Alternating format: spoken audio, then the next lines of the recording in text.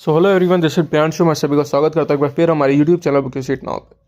तो आज हम बात करने वाले हैं आपके काउंसलिंग से रिलेटेड कि कौन सी कैसे क्या काउंसलिंग होती है, क्या स्टेट कोटा होता है, क्या ऑल इंडिया कोटा होता है, क्या क्लोज स्टेट्स होते हैं, क्या ओपन स्टेट्स होते हैं। इन सारी चीज़ों की हम सारी जानकारी आपको डिटेल में इस वीडियो में देने वाले हैं, क्योंकि जो स्टूडेंट जस्ट अभी 12th पास आउट किए हैं उनको नहीं मालूम होगा कि कैसे क्या काउंसलिंग की जाती है, नीट एग्ज़ाम से कैसे क्या प्रोसेस होता है, कब आपका एग्ज़ाम होता है, उसके बाद का क्या प्रोसेस होता है, काउंसलिंग कितने कितने फॉर्म में डिवाइडेड होती है, क्या रूल्स एंड रेगुलेशंस होती हैं। तो वो सारी चीज़ें हम इस वीडियो में कवर करने वाले हैं। साथ ही साथ हम अब्रॉड के बारे में भी थोड़ी थोड़ी बहुत जानकारी आपको प्रोवाइड करेंगे। तो वीडियो शुरू करते हैं। वीडियो शुरू करने से पहले मैं बता दूं, जो कोई भी हमारे चैनल पर नया है प्लीज़ हमारे चैनल को सब्सक्राइब कर लीजिए, क्योंकि ऐसी इन्फॉर्मेटिव वीडियोस अपडेट्स आपको हमारे चैनल पर मिलेंगे। साथ ही साथ अगर आपने हमारा टेलीग्राम चैनल ज्वाइन नहीं किया है तो उसकी लिंक डिस्क्रिप्शन में है, वो जाके आप ज्वाइन कर लीजिए, क्योंकि जो भी कोई फर्दर न्यू वीडियो होगी किसी भी टॉपिक से रिलेटेड, वो आपके लिए बहुत ही ज़्यादा बेनिफिट्स मिलने वाला है उस टेलीग्राम चैनल को ज्वाइन करके। फिलहाल जो हमारा मेन टॉपिक हम उस पर कंटिन्यू करते हैं कि काउंसलिंग का प्रोसेस क्या होता है, क्या ऑल इंडिया काउंसलिंग होती है, क्या सारी चीज़ें होती हैं। सबसे पहले हम बात करेंगे आपकी नीट एग्ज़ाम से, क्योंकि जैसे कि आपको मालूम होगा 9 फेब से, मतलब आज से 2 दिन पहले आपकी फॉर्म की डेट, एप्लीकेशन फॉर्म की डेट एनटीए द्वारा पब्लिश कर दी गई है, जिसमें आपकी 9 फेब से 9 मार्च तक के 1 महीने का पूरा समय दिया गया है, जिसमें आपको फॉर्म फिलिंग करनी पड़ती है।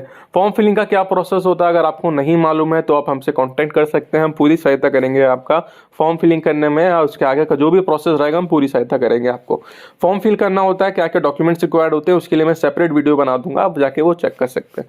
तो फॉर्म फिलिंग होती है, उसके बाद आपका सबमिशन हो जाता है। फिर अगर कुछ करेक्शन होता है तो करेक्शन विंडो आपकी ओपन होती है, वो भी 3 से 4 दिन के लिए।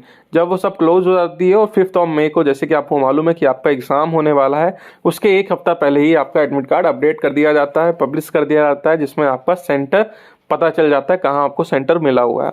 तो ये तो बात हो गई आपकी नीट एग्जाम की पूरी, कि नीट काउंसलिंग से पहले क्या प्रोसेस होता है। ये आपका पूरा नीट एग्जाम का प्रोसेस है।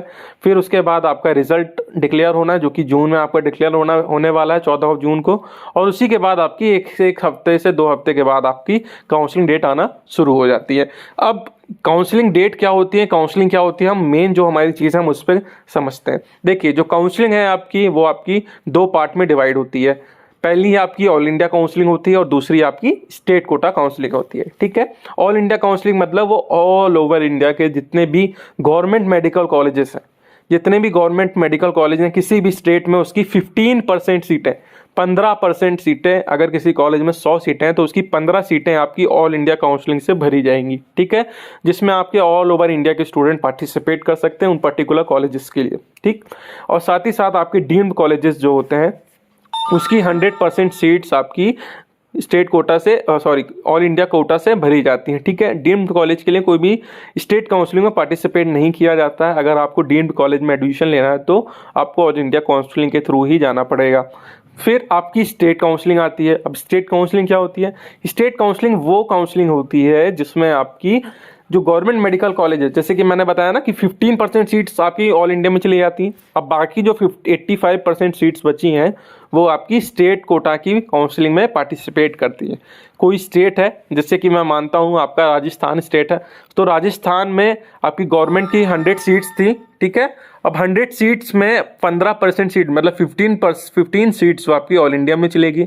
रिमेनिंग जो 85 सीट्स बची हैं उस पर आपकी स्टेट कोटा पे काउंसलिंग आपकी होगी। ठीक है, और बाकी की जो प्राइवेट कॉलेजेस हैं उस स्टेट के स्टेट कोटा में ही काउंसलिंग होगी। उसमें ऑल इंडिया में कोई भी सीट नहीं जाती है आपकी प्राइवेट मेडिकल कॉलेजेस की। क्लियर होगी बात? तो ये सारी चीज़ें आपकी ऑल इंडिया कोटा और स्टेट कोटा में अंतर होता है। लेकिन इसमें एक चीज़ और आ जाती है आपकी ओपन स्टेट और क्लोज स्टेट। ओपन स्टेट वो स्टेट होते हैं जिसमें अदर स्टेट के स्टूडेंट भी पार्टिसिपेट कर सकते हैं उसके प्राइवेट मेडिकल कॉलेज में एडमिशन के लिए, लेकिन गवर्नमेंट को मेडिकल कॉलेज में वो पार्टिसिपेट नहीं कर सकते। वो सिर्फ वही स्टूडेंट पार्टिसिपेट कर सकते हैं उस, या तो उस किसी स्टूडेंट की उस स्टेट की डोमिसाइल हो, या फिर उसने अपना 10th और 12th उस पर्टिकुलर स्टेट से किया हो, तभी वो बच्चा वहाँ की स्टेट काउंसलिंग की गवर्नमेंट मेडिकल कॉलेज के लिए पार्टिसिपेट कर सकता है। ये चीज़ ध्यान रखिएगा, क्योंकि बहुत कन्फ्यूज़न होती है बच्चों को कि वो अदर स्टेट की काउंसलिंग में पार्टिसिपेट करके क्या वो गवर्नमेंट कॉलेजेस ले सकते हैं कि नहीं ले सकते हैं? तो जी हाँ, इसका आंसर ना है, वो नहीं ले सकते हैं। वो उसी स्टेट का स्टूडेंट पार्टिसिपेट करेगा उसके गवर्नमेंट मेडिकल कॉलेज के लिए, जिसकी या तो उसकी डोमिसाइल वहाँ की होगी या फिर उसने 10th और 12th वहाँ से करी होगी। ये एक बहुत बड़ा लोगों के बीच में कन्फ्यूज़न होता है, वो मैंने आपको क्लियर कर दिया। बाकी प्राइवेट मेडिकल कॉलेजेस के लिए ओपन स्टेट में अदर स्टेट के स्टूडेंट भी पार्टिसिपेट कर सकते हैं। जैसे कि आपका यूपी ओपन स्टेट है। ओपन स्टेट मतलब कि अदर स्टेट का स्टूडेंट, जैसे एमपी का स्टूडेंट है, महाराष्ट्र का, कर्नाटका का, उड़ीसा का स्टूडेंट है, वो अगर इस स्टेट में प्राइवेट मेडिकल कॉलेज के लिए काउंसलिंग करना चाहता है तो वो कर सकता है, क्योंकि आपका उत्तर प्रदेश ओपन स्टेट है। तो वो 100% सीट्स जो हैं उसमें आपकी काउंसलिंग होती है, ठीक है। और अदर स्टेट का स्टूडेंट जो किसी भी स्टेट में जाता है तो एज ए जनरल ट्रीट किया जाता है, ठीक है। उसमें कोई रिजर्वेशन उसको नहीं मिलता है। और बाकी क्लोज स्टेट क्या होता है? क्लोज स्टेट वो स्टेट्स होते हैं जो आपके सिर्फ और सिर्फ उसी स्टेट के स्टूडेंट ही पार्टिसिपेट कर सकते हैं उसमें, चाहे वो प्राइवेट के लिए हो या फिर गवर्नमेंट के लिए हो। मतलब जैसे महाराष्ट्र आपका क्लोज स्टेट है, ठीक है। तो महाराष्ट्र का स्टेट क्लोज स्टेट का मतलब यह है कि महाराष्ट्र स्टेट के जितने भी स्टूडेंट्स हैं सिर्फ वो ही उनके प्राइवेट मेडिकल कॉलेज और 85 जो सीट्स बची हुई, 85% जो सीट्स बची हुई हैं उनके गवर्नमेंट मेडिकल कॉलेज में पार्टिसिपेट कर सकता है। कोई बाहर का स्टूडेंट जैसे कि यूपी का, वेस्ट बंगाल, राजस्थान, हरियाणा, यहाँ का स्टेट के स्टूडेंट्स यहाँ पर पार्टिसिपेट नहीं कर सकते उनकी काउंसलिंग में। उनको क्लोज स्टेट कहा जाता है। क्लोज स्टेट्स में आपके 5-6 स्टेट्स आते हैं, जैसे आपका महाराष्ट्र हो गया, गुजरात हो गया, दिल्ली हो गया, केरला हो गया। तो ये सारे स्टेट्स हैं, और भी स्टेट्स हैं जो आपकी क्लोज स्टेट्स में आते हैं। ओपन स्टेट्स में जितने भी रिमेनिंग स्टेट्स हैं वो आपके आ जाते हैं। उसमें भी कुछ स्टेट्स ऐसे होते हैं जो कि अपनी फर्स्ट राउंड में काउंसलिंग में आपकी राउंड में आपका वो क्लोज स्टेट रहते हैं, नेक्स्ट सेकेंड राउंड से वो ओपन स्टेट हो जाते हैं। फिर वही मैंने आपका कहा फर्स्ट राउंड और सेकेंड राउंड क्या है, वही जैसे कि आपकी ऑल इंडिया काउंसलिंग हो गई, स्टेट काउंसलिंग हो गई, ये सब काउंसलिंग आपके 4 भागों में डिवाइड होती हैं। राउंड 1 होता है, राउंड 2 होता है, मॉप अप राउंड होता है, देन आपका स्टे वैकेंसी राउंड होता है। 4 भाग में डिवाइड होता है। राउंड 1 में सीट्स जो बच्चा पार्टिसिपेट कर रहे हैं वो राउंड 1 में पहले पार्टिसिपेट करते हैं। उनकी उसके लिए अलग डेट शीट आती है कि इतने तारीख को एप्लीकेशन फॉर्म खुलेंगे, इतने तारीख को आपको चॉइस फिलिंग करनी है, इतने तारीख को अलॉटमेंट हो जाएगा, रिजल्ट आ जाएगा, इतने तारीख में आपको कॉलेज जाके कंफर्म करनी है सीट, ठीक है। तो ये तो आपकी राउंड 1 हो गई। राउंड 2 फिर उसके बाद होता है कि जो सीट वैकेंट बच गई हैं वो राउंड 2 में आ जाती हैं, ठीक है। कुछ स्टूडेंट ऐसे होते हैं जो राउंड 1 की सीट नहीं लेते हैं, छोड़ देते हैं, या तो कुछ कॉलेज की सीट ही नहीं भरती हैं, तो वो राउंड 2 में सीट्स आ जाती हैं, ठीक है। जो सीट भर गई वो अलग हो गई, जितनी वैकेंट सीट्स रह गई वो आपकी राउंड 2 में आ गई। फिर राउंड 2 में जो सीट्स आ जाती हैं उस पे काउंसलिंग होती है, राउंड 2 काउंसलिंग आ जाता है। फिर जो उसमें से बच जाती है वो मॉप अप राउंड में आ जाती हैं सीट। मॉप अप राउंड में बहुत ज़्यादा सीट्स नहीं आती हैं, बहुत ज़्यादा, किसी कॉलेज में 4 सीटें आ गई, 2 सीटें आ गई, 1 सीट आई, 5, किसी में 10, किसी में 15, ऐसे सीट्स आती हैं। मतलब हार्डली ये आपको नहीं लगेगा कि किसी में 50-100 सीटें बची हों, ठीक है। तो उसमें 15, 10, 17, 16 मतलब ऐसी 15-20 के अराउंड ही रहती है कम से कम। किसी कॉलेज में 1 है, 2 है, ऐसे ऐसे, ठीक है। तो वो सीट्स आपकी मॉप अप राउंड में भरती है। और मॉप अप राउंड समझ लीजिए आखिरी राउंड होता है, उसके बाद आपका स्टे राउंड आता है। स्टे राउंड में मतलब ना के बराबर सीट्स आपको देखने को मिलेगी कि किसी स्टेट्स में 1 या 2 सीट्स रह गई, किसी कॉलेज में या 3-4 सीटें रह गई, तो लास्ट में आपकी वो सीट्स आती हैं। चाहे वो आपकी गवर्नमेंट कॉलेज हो या प्राइवेट कॉलेज हो, तो उनकी सारी सीट्स आपकी राउंड वाइज ही चलती हैं। ये आपकी ऑल इंडिया के लिए भी है, स्टेट कोटा के लिए भी है। सारी काउंसलिंग इसी प्रोसेस, इसी फॉर्मेट पे चलती है।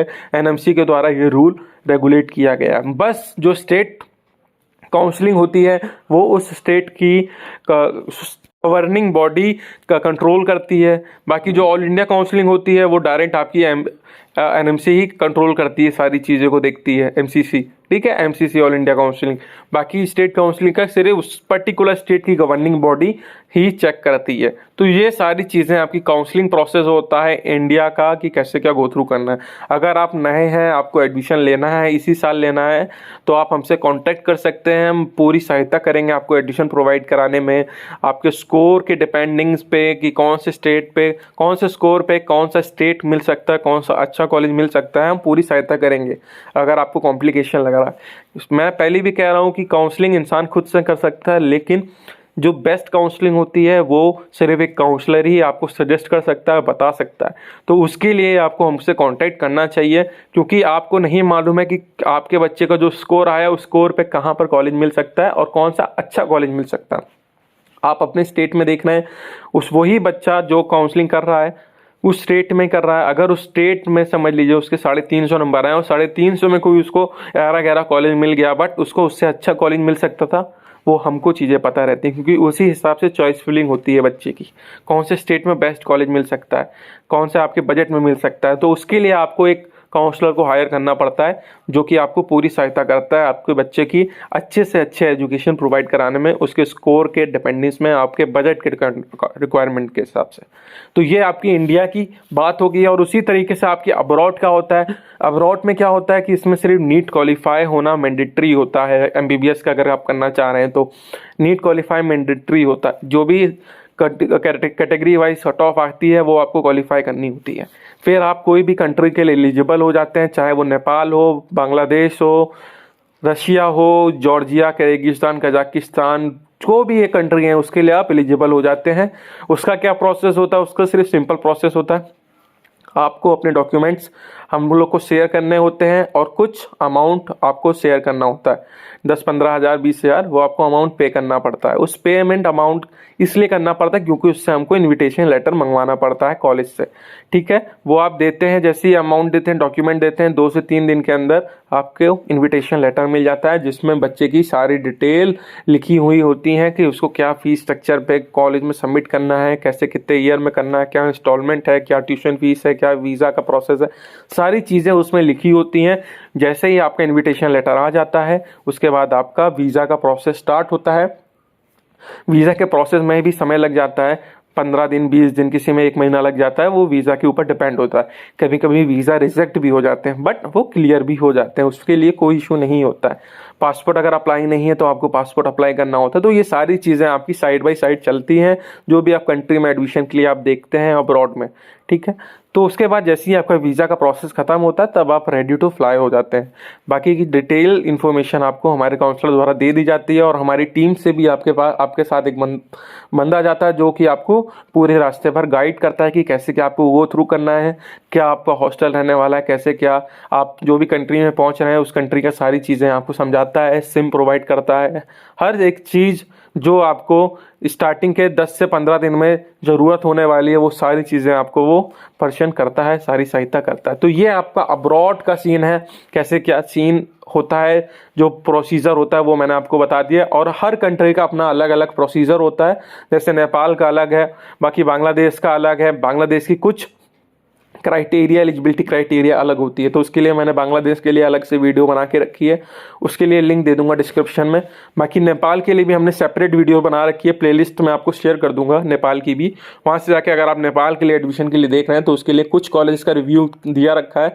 बाकी धीरे धीरे करके और भी सारे अपडेट्स वीडियोज़ में रिव्यू आपको पर्टिकुलर चैनल पर डालता रहूँगा। तो चैनल जरूर सब्सक्राइब करके रखिए अगर आप अब्रॉड देखना चाह रहे हैं, या फिर अगर आप इंडिया भी देखना चाह रहे हैं तो सारी इन्फॉर्मेशन आपको इस चैनल पर मिलेगी। साथ ही साथ आपको पूरी गाइडेंस दी जाएगी हमारे थ्रू, अगर आप हमारे थ्रू एडमिशन लेते हैं, हर एक पॉइंट पे जब तक आपको सीट नहीं मिल जाती, कंफर्म सीट नहीं मिल जाती है आपके इंडिया में या फिर अब्रॉड में, जो भी चीज़ है, तो उसके लिए आप हमसे कांटेक्ट कर सकते हैं, ध्यान रख सकते हैं। डिस्क्रिप्शन में व्हाट्सएप लिंक दिया रखा है, तो हमसे कांटेक्ट करिए, हम आपकी पूरी सहायता करेंगे एडमिशन प्रोवाइड करना है। होप करता हूँ सारी इन्फॉर्मेशन आपको मिल गई हो। जो भी अगर अदर इन्फॉर्मेशन चाहिए, डिटेल में और इन्फॉर्मेशन चाहिए, तो आप हमसे कॉन्टैक्ट करिए, हम पूरी सहायता करेंगे, इच्छुक रहेंगे आपको इन्फॉर्मेशन प्रोवाइड करने में। तो आज इस वीडियो में बस इतना ही। होप करता हूँ वीडियो इन्फॉर्मेटिव रही हो, तो प्लीज़ इसे लाइक करें, शेयर करें, चैनल सब्सक्राइब करना ना भूलें। धन्यवाद।